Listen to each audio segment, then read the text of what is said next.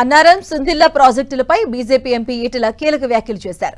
అన్నారం సుందిల్లా మోటార్లు పర్ఫెక్ట్ గా ఉన్నాయని వాటితో నీళ్లను లిఫ్ట్ చేయొచ్చని చెప్పారు. కన్నెపల్లి లిఫ్ట్ ఆన్ చేసి నీళ్లు ఇస్తే హైదరాబాద్ కు మంచినీరు వచ్చే అవకాశం ఉంటుందన్నారు.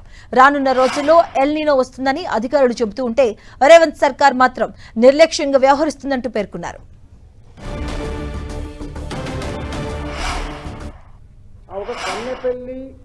కన్నెపల్లి పంప్ హౌజులు పనిచేస్తూ ఉంటాయి కాబట్టి తక్షణమే లిఫ్ట్ చేసి కొంత నీళ్లు పంపు చేస్తే హైదరాబాద్కి అక్కడికి వచ్చే ఆస్కారం ఉంటుంది.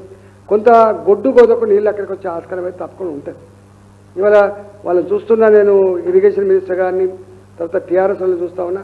విమర్శలు కాదు ఇప్పుడు కావాల్సింది. కాళేశ్వరం ప్రాజెక్టు కుంగిపోయిన మాట వాస్తవం, ఆ డ్యాములో ఆ బ్యారాజ్లో నీళ్లు ఆగని మాట వాస్తవం. కానీ దానికి ఒక సిస్టమ్ ఏంటంటే వచ్చేటువంటి గోదావరి నీళ్లు ఈ పంప్ హౌస్లకు వచ్చే పోతాయి. 50,000 క్యూసెక్లు వచ్చినా కూడా పంప్ హౌస్లకు వస్తాయి.